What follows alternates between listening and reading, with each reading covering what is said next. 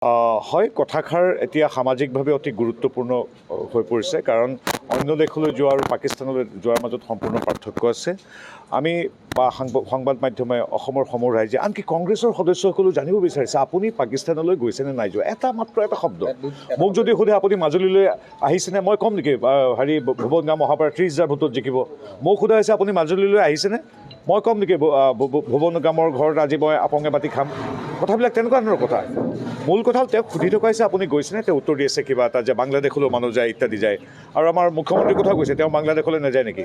হয়, মুখ্যমন্ত্ৰী আমি জনাত 4 বাৰ বাংলাদেশলৈ গৈছে, চৰকাৰৰ যি অনুমতি লাগে সেই অনুমতি লৈ গৈছে, আৰু সগৌৰৱেৰে তাৰ ঢাকেশ্বৰী মন্দিৰ বা সন্মুখত বা অন্য কামত তেওঁ ছ'চিয়েল মিডিয়াত ফটোখন দিছে। প্ৰথম কথা হ'ল গৌৰৱ গগৈ গৈছেনে নাই যোৱা সেই কথাটো আজি 6 মাহ কোনো আপোনালোকে মুখৰ ভিতৰত বোমটো সোমাই দিলেও উলিয়াব পৰা নাই কথাটো।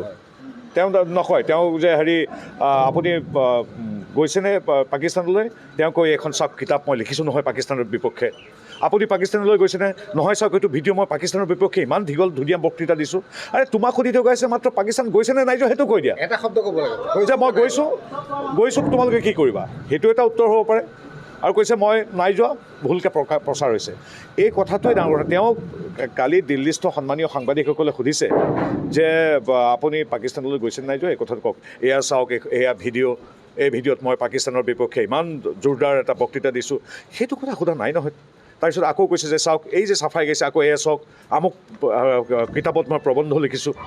প্ৰবন্ধ লিখিছা, বক্তৃতা দিছা, সকলো আমি মানি লৈছোঁ। তুমি আপুনি এগৰাকী সুন্দৰ বক্তা, আপোনাৰ প্ৰতি সেইবিলাক আমাৰ ক'বলগীয়া নাই। আপুনি হয়তো বিভিন্ন দেশৰ বিষয়ে বিভিন্ন সময়ত বিভিন্ন কথা কয়, সেইখিনি কথা নহয়। আপুনি এতিয়াও সময় আছে, কৈ দিয়ক মই গৈছোঁ নে নাই যোৱা।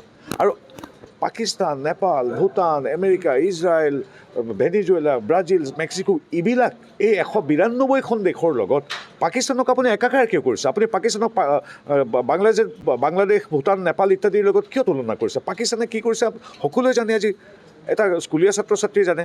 কথাটো ইমান সহজ হৈ থকা নাই। কালি তেখেতৰ কথাত অকণমান তেওঁ অপ্ৰস্তুতো হৈছে সন্মানীয় সাংবাদিকৰ প্ৰশ্নত, কিন্তু এতিয়া লাহে লাহে স্পষ্ট হৈ পৰিছে। আমি 10 তাৰিখলৈ অপেক্ষা কৰিম প্ৰত্যায়িত নথিবিলাক চাবৰ বাবে, কিন্তু কথাবিলাক স্পষ্ট হৈ গৈছে। তেওঁক সুধি থকা হৈছে, তেওঁ উত্তৰ দিব পৰা নাই। তেওঁ কয় যে পাকিস্তানলৈ গৈছেনে, কৈছে যে নাই আমুকৰ এখন পুতেকৰ বোলে কোম্পানী এটা আছে, আমুকৰ কিবা বাগিচা আছে। এতিয়া তেখেতৰতো দিগদাৰ হ'বই, তেখেতৰ সহধৰ্মিনী বিদেশৰ নাগৰিক। আমি গম পাইছোঁ যে তেখেতৰ সন্তানো বিদেশৰ নাগৰিক, গতিকে বিদেশৰ নাগৰিকৰ ইয়াতো সম্পত্তি ক্ৰয় কৰাত অলপ অসুবিধা আছে, হয়তো বিদেশত থাকিব পাৰে। আৰু ডাঙৰ কথা হ'ল এই যিটো কথা ওলাইছে, সেইটো মই 10 তাৰিখৰ অপেক্ষাত। এতিয়া নিজৰ ভাৰতীয় নাগৰিকত্ব থকা সন্তানৰ নাগৰিকত্ব ত্যাগ কৰি বিদেশী ৰাষ্ট্ৰৰ নাগৰিকত্ব ল'বৰ বাবে আবেদন যদি কৰাৰ প্ৰত্যায়িত কপিখন দেখোঁ, মই আটাইতকৈ সেইদিনা মনত বেজাৰ পাম। কাৰণ নিজৰ জননী জন্মভূমিৰ নাগৰিকত্ব মোৰ সন্তানক নালাগে, বিদেশৰ লাগে বুলি কোৱাটো আচলতে হয়তো আইনৰ দৃষ্টিত শুদ্ধ হ'ব পাৰে, কিন্তু এগৰাকী নিজৰ জননীক ভাল পোৱা সাধাৰণ এগৰাকী নাগৰিকৰ দৃষ্টিত এইটো নীতিগত কথা কেতিয়াও নহয়। সেই কথাটোৱে কৈছোঁ যে আপোনাক সুধি থকা হৈছে আপুনি পাকিস্তানলৈ গৈছেনে, তেওঁ কৈছে আমুক বাংলাদেশলৈ গৈছে, আমুক ভূটানলৈ গৈছে, আমুক নেপাললৈ গৈছে।